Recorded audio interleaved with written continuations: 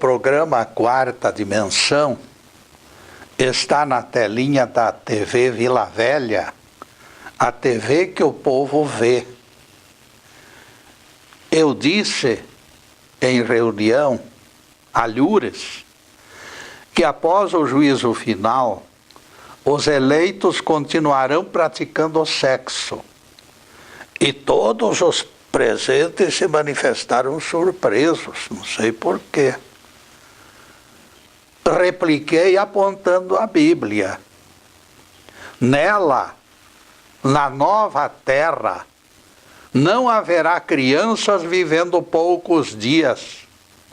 Isaías 65, 20.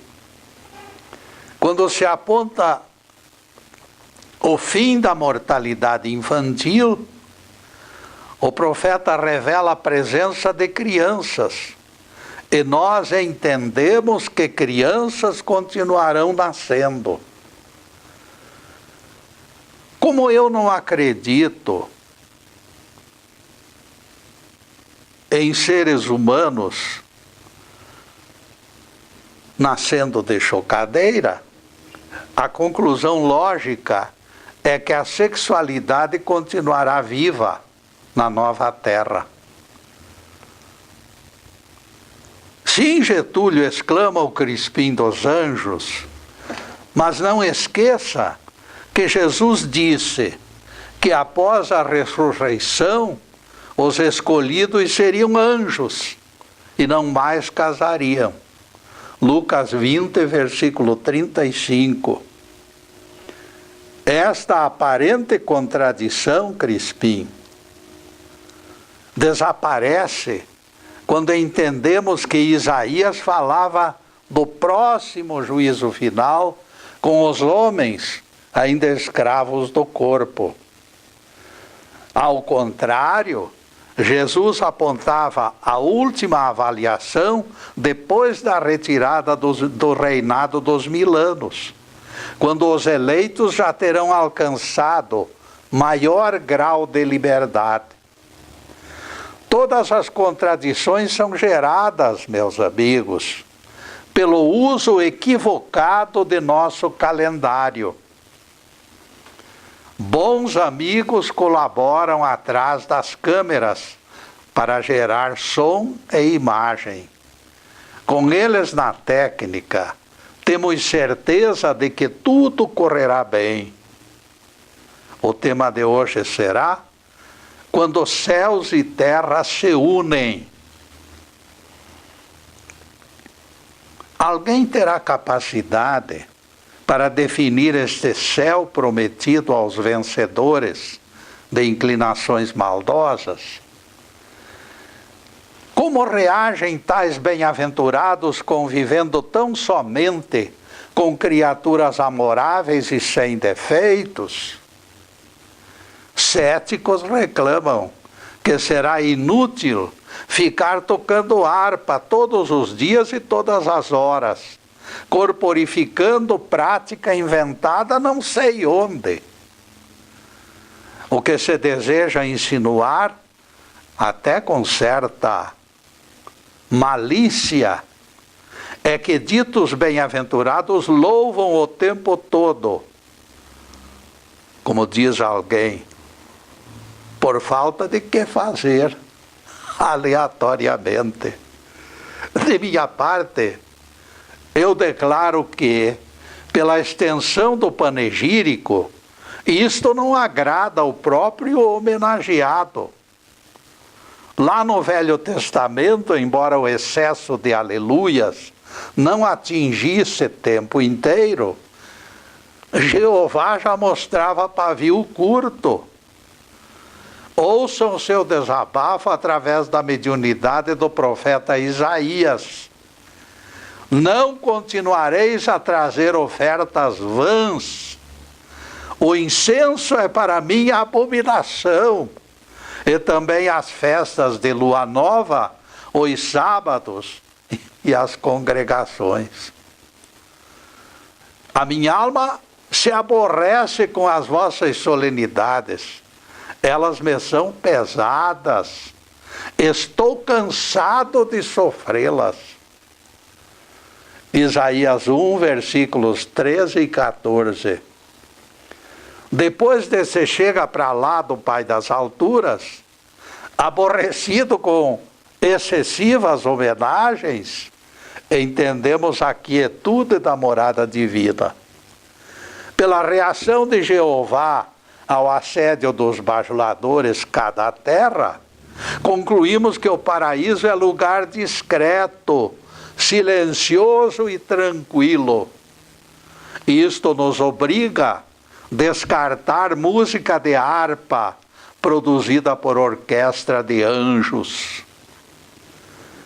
A melodia em si mesma não é responsável pela quebra da harmonia. O problema se encontra na repetição sem tréguas. Esta maluquice deve ter sido inventada por alguém hiperativo, que se move tão somente pelo combustível do barulho. Apreciamos boa música e atmosfera festiva, mas em lugares especiais, em ocasiões especiais, e a duração que seja sempre limitada. Ninguém aguenta e ninguém merece a repetição incessante de louvações e de elogios, mesmo embalados por música erudita. A paciência divina também está sujeita a limites. Eu acho que você está exagerando na dose, Getúlio. Retruca o meu amigo Crispim. Se Deus ficasse aborrecido pelos nossos louvores, a Bíblia não registraria 151 salmos, grande parte deles laudatórios. Tudo aquilo que é demais enjoa, meu caro Crispim. Eu não acredito que Deus esteja vacinado contra exageros. Sendo a essência do amor, retrucou Crispim, Deus deve ser paciente. No texto que me referi há pouco, Jeová considerou o sábado de vocês como abominação, pelo fanático desempenho dos seus manipuladores. Sei que você não gostou da escolha, Crispim. Percebi seu desagrado quando me referi ao desgosto divino por ruidosas pantomimas. Se você vestiu a carapuça, porém, e ela lhe serviu, a culpa não é minha. Desde que os seus teólogos deturpam a mensagem divina, tentando remendar tecidos esgarçados, se entenda com eles, amigo Crispim. Eu nunca compreendi esta sua insistência em perseguir o decálogo, Getúlio. Afinal, este hábito sadio de observar o descanso vem reforçando a autoestima das pessoas. Muitas coisas benéficas já ocorreram no planeta, incentivadas por esta prática piedosa. Da minha parte, Crispim, eu sempre valorizei os 7 presentes que a sabedoria divina nos ofereceu.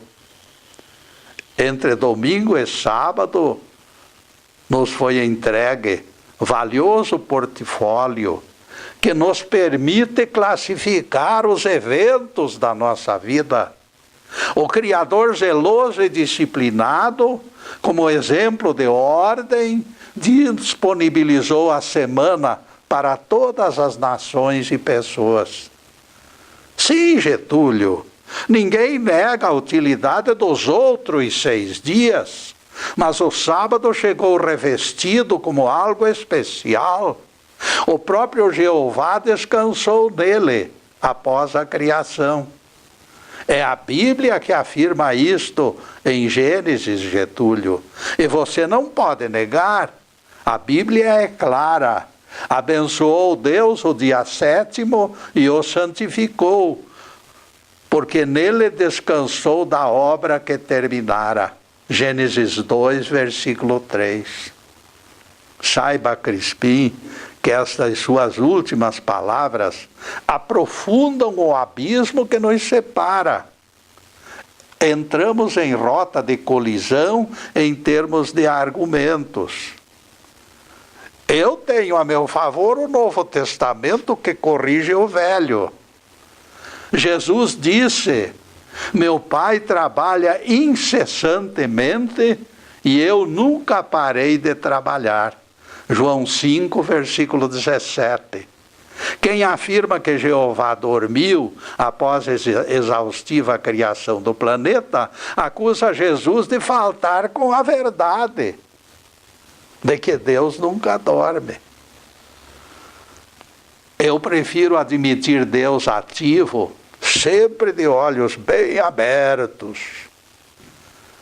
A palavra descanso no Gênesis se refere, meu caro Crispim, ao Criador tomado de alívio pelo término da obra. Tal estado de euforia pode ser aceito como um cochilo. Nos dois textos, Getúlio, deparamos idêntica clareza, reclama o Crispim. Infelizmente, eles divergem no essencial. Este aponta o Criador tirando gostosa soneca. Outro, menos antigo, diz que Deus nunca dorme.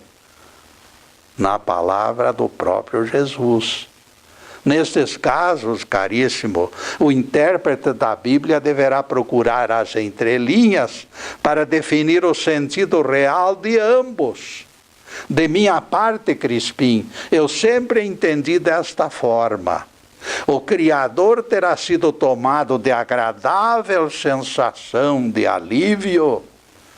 Quem aceita desta forma, elimina o atrito entre o Velho e o Novo Testamento. E neste ponto, caríssimos, nós vamos fazer a primeira interrupção do nosso programa para os comerciais do canal, mas é um instantinho só. Daqui a pouco estaremos de volta. Obrigado.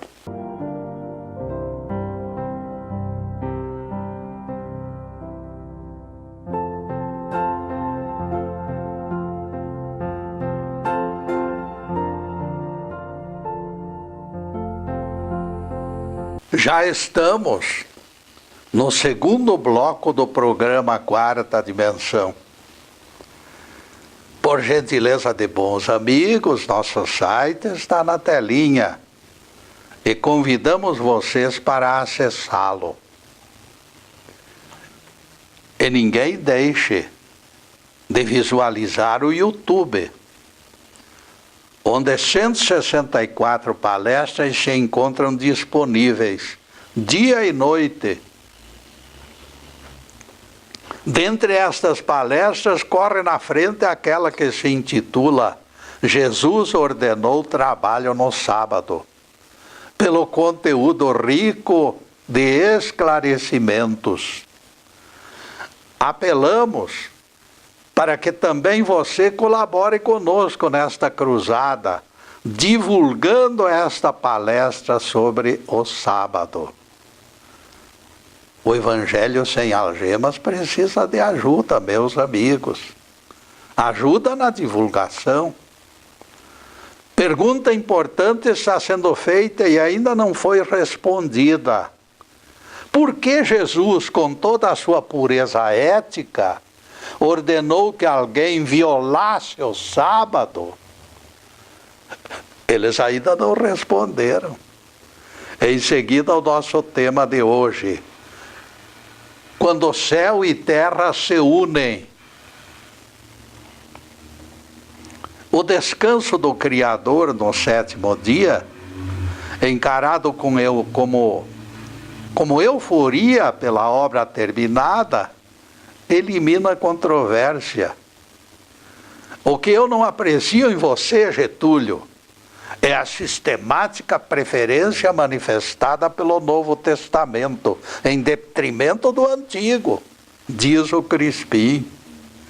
Quando me baseio no Gênesis para apontar o descanso de Jeová, você lança Jesus contra a minha ideia, para torná-la inexequível. Isto é perseguição, Getúlio. Caro Crispim, eu lhe faço um desafio. Interprete os 2 textos que acabamos de analisar dentro da sua ótica, e eu me darei por vencido, desde que haja coerência na tua manifestação. Eu apenas adianto algo do qual não abro mão. O Novo Testamento sempre me ofereceu melhor trânsito pela presença da doutrina inigualável de Jesus exposta em suas páginas. Verdadeiramente o Mestre desceu ao nosso encontro para clarear as sombras da ignorância, porque a ignorância é o grande mal da humanidade. Coisas obscuras e incompreensíveis do Velho Testamento se tornam fáceis pela intervenção oportuna do nosso Rabi. Exemplo disso se encontra na pergunta que formulamos no início da palestra. Não sei se você está lembrado, Crispim. E a nossa interrogação foi a seguinte: alguém terá capacidade para definir este céu prometido aos vencedores de inclinações maldosas? Pelas entrelinhas, analisadas com atenção nos últimos momentos da vida de Jesus, nós encontraremos a resposta. Senhor, lembra-te de mim quando entrares no teu reino. Foi o apelo angustiado do bom ladrão, crucificado ao lado de Jesus. Logo em seguida, o Nazareno responde ao companheiro de suplício de forma tão estranha que tão somente o futuro mostraria o seu intento. Em verdade te digo que ainda hoje estarás comigo no paraíso. Lucas 23, versículos 42 e 43. As frases do suplicante e do provedor da benesse se encontram ainda hoje, pendentes de consenso, após 2 milênios. Pelos evangelhos,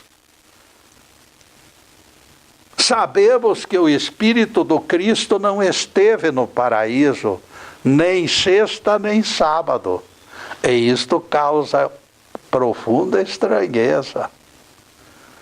E ele prometeu ao bom ladrão, Jesus prometeu ao bom ladrão: ainda hoje estarás comigo no paraíso. Lucas 23, versículo 43.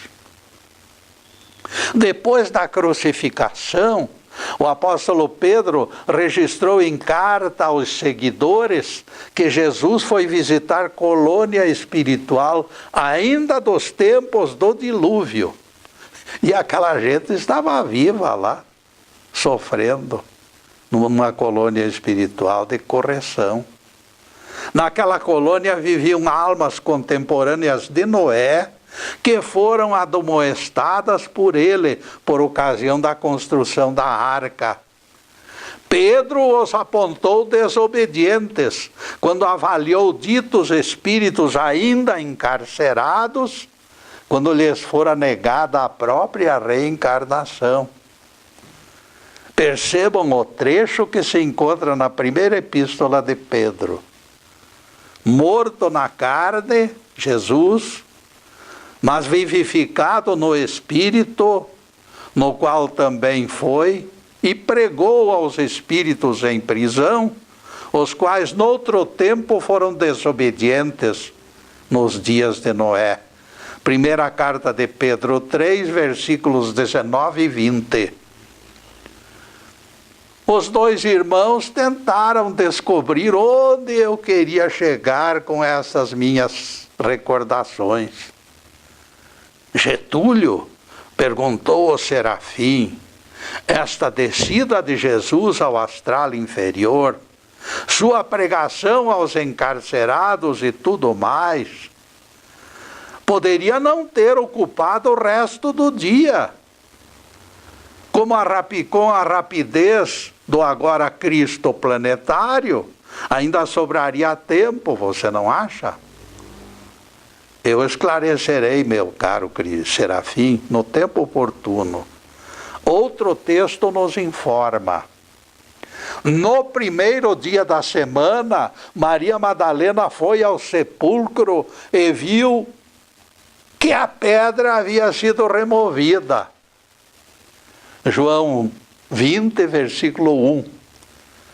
Nosso rabi se aproximou dela, de Maria, e perguntou a razão das suas lágrimas.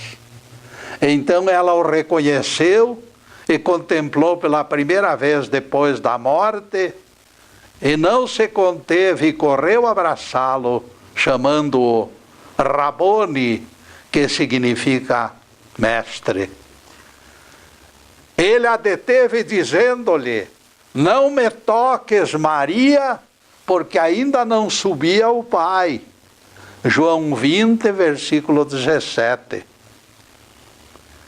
Perde o sentido, Serafim, a sua versão, sugerindo urgência quanto ao término rápido da pregação aos diluvianos. A promessa do Nazareno ao bom ladrão fora feita na sexta-feira.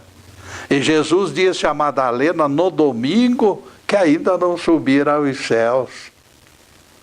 Percebam, no domingo ele ainda não subirá ao céu. Como ele prometera a escalada ao paraíso naquele mesmo dia?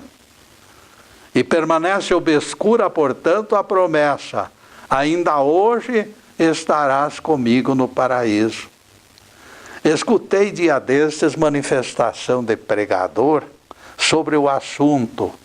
Ele foi procurar em quantidade enorme de traduções alguma coisa que não colidisse com a teologia da sua igreja. Ele queria se livrar do pepino. Algemado precisa manter-se vigilante, do contrário perde o cargo.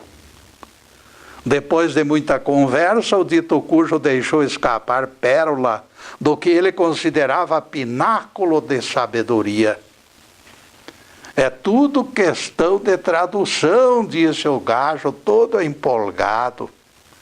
E continuou explicando. Não foi colocada a pontuação no lugar adequado. Eu vou pronunciar a frase de maneira certa e todos vocês então entenderão. E o sujeito, com toda a empáfia, revelou versão que o dito cujo considerava o encerramento de todas as controvérsias. Em verdade te digo hoje, eu te digo hoje, estarás comigo no paraíso. Ele embolou a coisa e deixou tudo pendente. Ele estendeu o evento para o futuro, ainda mais que distante. Nota 100 pela imaginação fértil. Nota 0 pelo atrevimento de considerar nosso rabi capaz de premiar o esplêndido vidente com autêntico presente de grego. Alguém receberia de bom grado recompensa com entrega para além de 2000 anos no futuro. Imaginem só, o pai dizer para o filho: eu vou te dar um carrinho, e aquele carrinho ser presentear o filho daqui 2000 anos. É o fim da picada, meus caros. Mas agora nós vamos fazer uma pequena interrupção no nosso programa para os comerciais do canal. Mas daqui a pouco estaremos rematando essa história em mais dois grupos de exposição. Muito obrigado e fiquem no sofá esperando novas informações sobre o assunto. Obrigado.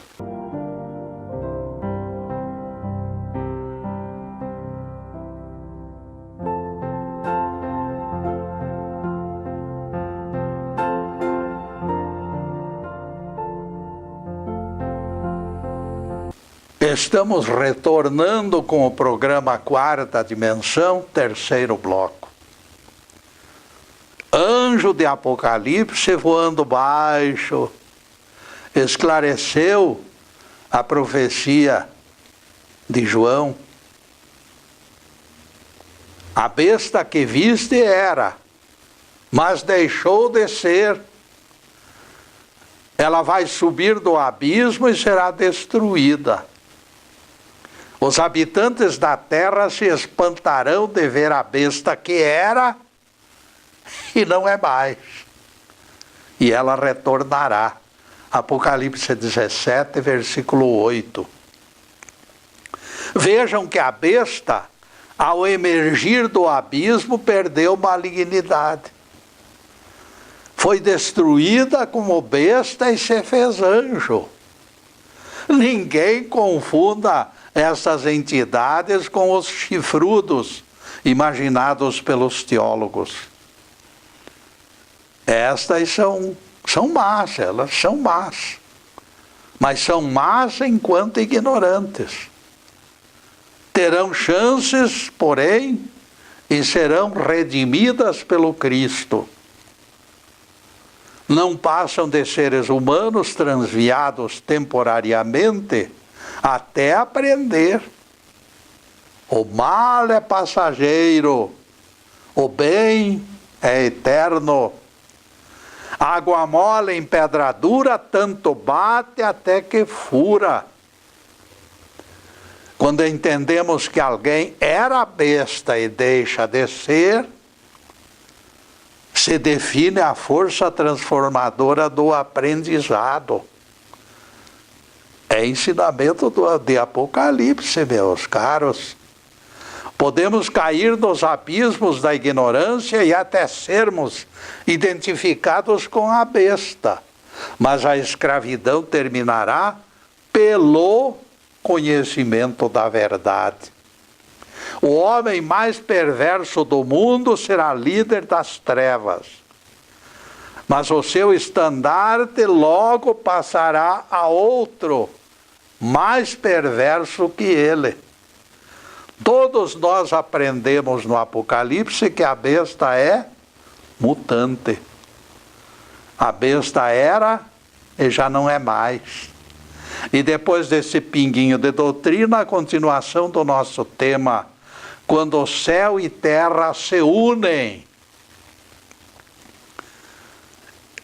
Eu afirmo sem medo de errar, que Dimas, o bom ladrão, esse dia toda aquela galera presente no Monte Calvário, naquela sexta-feira, com exceção do mestre, ele alcançara o mais alto padrão em termos de vidência e percepção espiritual. Ninguém presenteara Jesus com avaliação tão lúcida e generosa. A figura majestosa do Rei dos Reis se encontrava presente na experiência do último discípulo de Jesus. Dimas foi recrutado por último. Dimas manifestara lucidez fora de todos os parâmetros, enxergando Jesus como o Rei. Isto comporta ainda maiores questionamentos quando sabemos que naquele mesmo dia Barrabás vencera a eleição contra Jesus. Ganhar de quem depois de perder para Barrabás? O nazareno ensanguentado e suarento desenhava a triste figura no espaço e no tempo.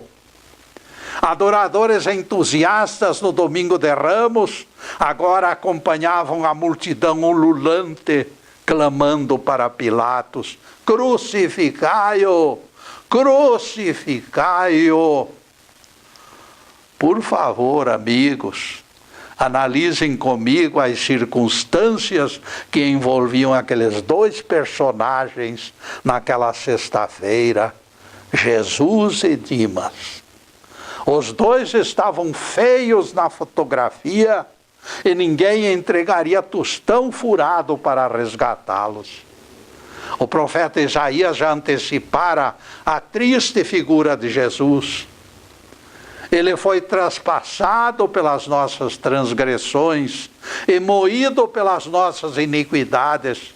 O castigo que nos cumula de paz se encontrava sobre ele, e pelas suas pisaduras fomos sarados. Isaías 53, verso 5. Jesus traspassado e moído é o vaticínio de Isaías. Jesus derrotado por Barrabás foi consequência. Se algum leiloeiro distraído apresentasse o Nazareno como escravo a ser vendido, não haveria compradores. Afirma Isaías que o próprio Jeová se agradava de que o maltratassem. Deixem que a Bíblia fale, e não eu. Ao Senhor agradou moê-lo e enfermá-lo. É a inexplicável constatação das Escrituras. Isaías 53, 10, vejam lá. Ninguém esqueça o brado do nosso Cristo nos momentos finais, ainda nas alturas do Gólgota. Deus meu, por que me desamparaste? Marcos 15, versículo 34. Vocês já imaginaram alguém na iminência de morrer na cruz, quando tudo é negado em seu favor, até mesmo o socorro divino? Logo o valoroso Rabi Galileu, que tanto merecia, no contraste de tanta escuridão e abandono, a manifestação do bom ladrão, segura e confiante no poder de Jesus, se tornou refrigério.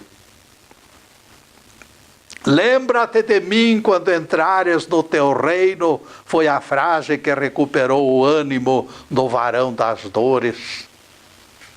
Dentre todas as figuras bíblicas presentes, expectantes no Monte Calvário, nenhuma delas superava Dimas naquele instante de glória. Por todas essas razões, caríssimos, não aceitaremos jamais a modificação do prêmio dado por Jesus ao bom ladrão.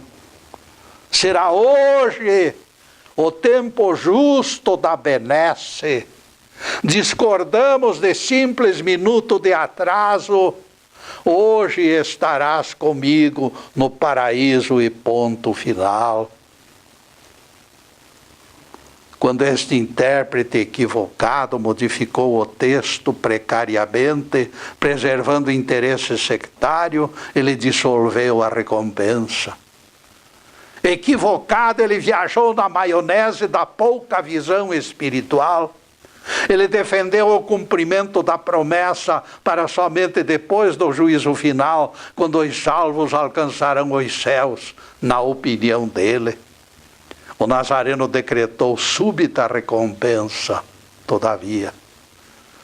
Tentativa doentia, sovina e maldosa alargou de tal forma os horizontes da benesse que ela se fez murcha como maracujá de gaveta. Pelos lábios deste pregador imerso em confusão, o prêmio do Cristo virou promessa vazia. E daí, senhoras e senhores, analisem o desfecho do drama. Percebam o prejuízo que a interpretação equivocada provocaria ao doador Jesus e ao receptor Dimas, beneficiário da promessa. O Nazareno perderia em boa parte a lição que tinha na mente. Para Dimas, incompreendido nas intenções, contrariado naturalmente, deixaria de proporcionar a força inteira do seu exemplo. Ambos terminariam frustrados por calendário falso que preconiza a entrega de encomenda mais de 2000 anos depois, porque o juízo final ainda não aconteceu. Ainda hoje, 20 séculos após a promessa, o corpo do bom ladrão estaria mofando em sepultura, desprovido da justa recompensa. Fica bastante clara a perda do cristianismo com esta Babel em que se transformou a cátedra de pregadores desligados da força da verdade. Ninguém se entende nesse reinado das teologias com cheiro de mofo e fedor de múmias. Se os irmãos Crispim e Serafim conseguissem fogo dos céus para me castigar, eu agora já não estaria aqui conversando com vocês. A irritação de ambos foi espantosa e degenerou numa fúria incontrolável. Crispim, o mais velho, tomou a palavra e disse: além de blasfemo, Getúlio, você se revela iconoclasta e herege. Eu lhe dei bastante corda, todavia, e eu coloquei num beco sem saída. Você mesmo disse que Jesus não esteve no paraíso naquela sexta-feira.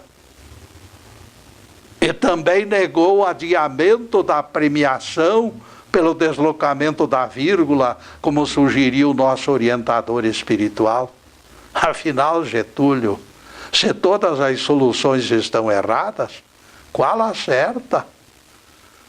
E neste ponto, caríssimos, nós vamos fazer mais uma pequena interrupção no programa para os comerciais do canal, mas é um instantinho só. Daqui a pouco estaremos de volta.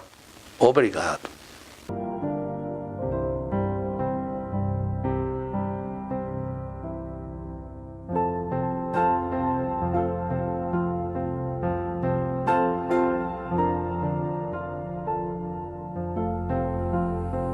E atingimos o último bloco do programa Quarta Dimensão. O tempo voando rápido como um bólido. E nunca esqueçam sexta-feira como nosso dia de encontro. Agora na TV Vila Velha. A partir das 15h30 da sexta-feira, páginas da Bíblia e do Evangelho têm sido focalizadas aqui, sem algemas. Para a próxima sexta-feira já estamos elaborando outro tema em idênticos moldes. Em seguida, os últimos questionamentos sobre o assunto de hoje, quando céu e terra se unem. Eu sempre considerei morosidade na entrega de alguma coisa, de uma encomenda qualquer, como falta de respeito. Presente de grego seria o termo adequado, aquele cavalão lá da Guerra de Troia. Ademais, a frase de Jesus, retocada para resguardar interesses teológicos, perde originalidade e debilita o estilo belo e másculo do nosso querido Jesus. Pois então, Getúlio, só me resta desafiar você. Se Jesus não subiu aos céus naquele hoje prometido, se você rejeita o juízo final como prazo de entrega do prêmio, a minha pergunta é: quando Dimas foi ou será beneficiado pela chegada do esperado troféu?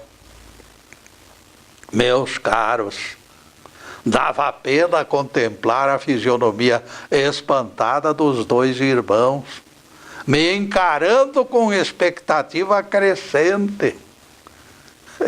E eu lhes disse: o espírito do bom ladrão, naquele mesmo dia, ao acordar do trauma do desencarne, isto é, da crucificação, que não é mole, foi abraçado pelo Espírito do Cristo no portal da eternidade. O mestre já estava esperando o seu último discípulo, de coração cheio de amor, no portal da eternidade. Jesus se desprendera do corpo ainda não ressuscitado e abandonara o sepulcro de José de Arimateia indo ao encontro do seu derradeiro apóstolo.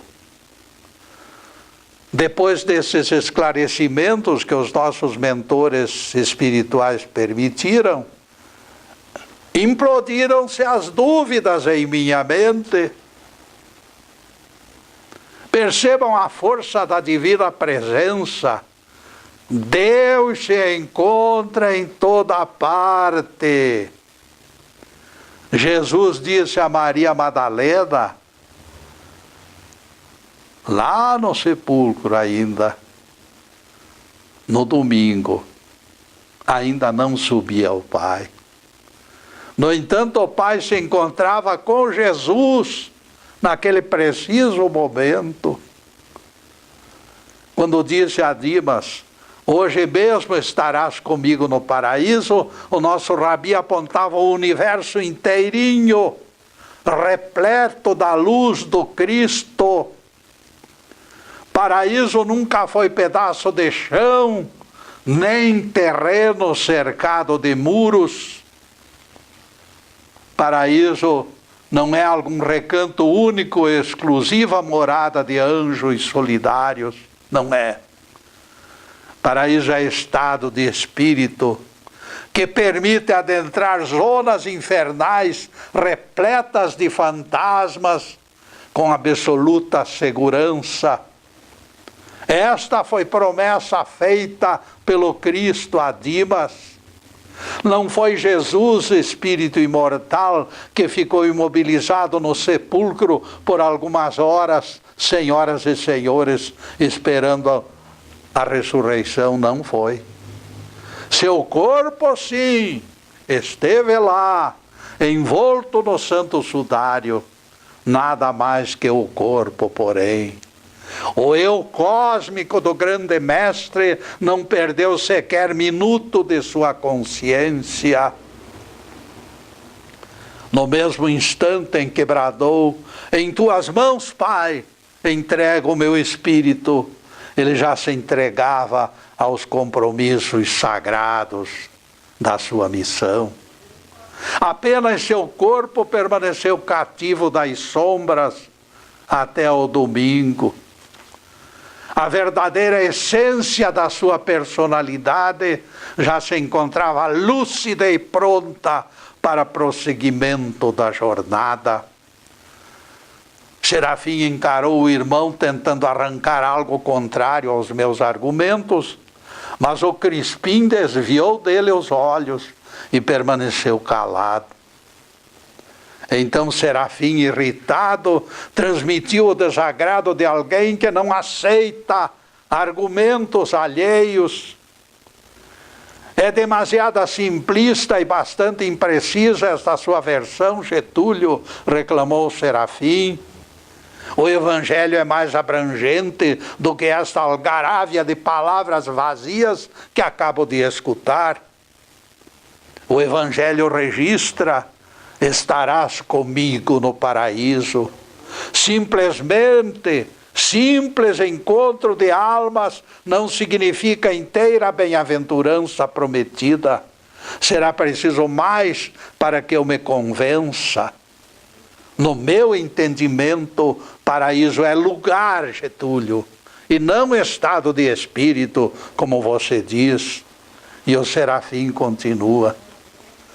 Analise, Getúlio, que no episódio da sarça ardente, Jeová disse a Moisés: tira as sandálias, pois o lugar em que pisas é santo.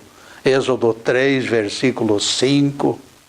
Isto revela que nem todo lugar possui sacralidade, reforça o Serafim. Como morada divina, o paraíso é coisa separada, Getúlio. Ele informa com toda a pompa e circunstância.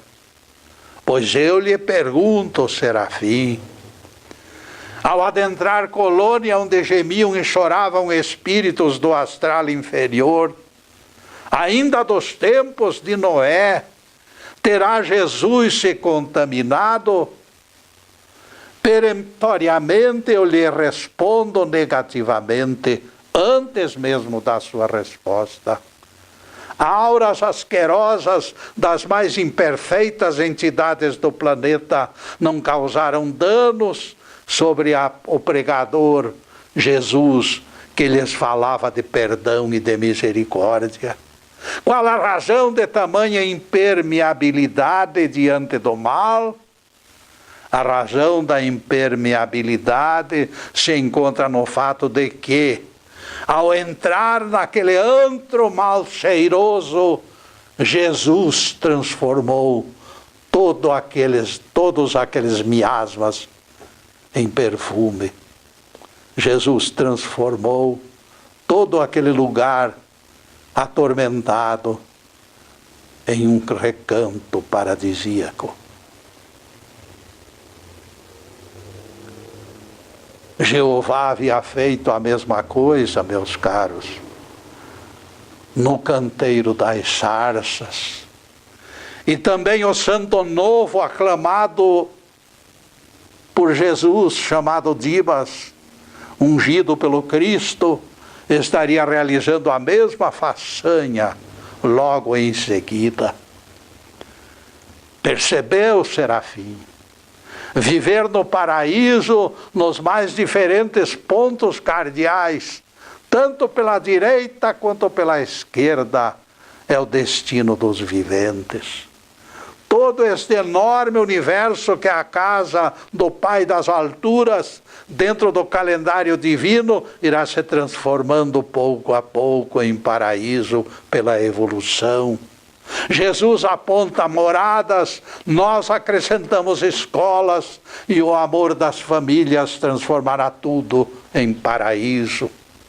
Ninguém ficará esquecido ou rejeitado neste reino de Deus, porque as muitas moradas permitirão a evolução de todos os filhos do Altíssimo. Evolução e aprendizado. Jesus adiantou os ponteiros do relógio no que concerne ao bom ladrão, pela saga maravilhosa revelada por ele. O paraíso foi e será sempre o esforço consciente de todos nós, na busca da verdade e na semeadura do amor. Louvado seja Deus! Que o Senhor nos abençoe e nos guarde. Que o Senhor faça resplandecer o seu rosto sobre nós e tenha misericórdia de nós. Que o Senhor sobre nós levante o seu rosto e nos dê a paz. Louvado seja o nosso querido Deus Pai. Louvado seja o santo nome de Jesus, o nosso Cristo. Obrigado, Deus. Obrigado, Jesus. E obrigado também para vocês, caríssimos, além desta câmera. Que todos recebam neste momento a força do amor de Deus em forma de bênçãos.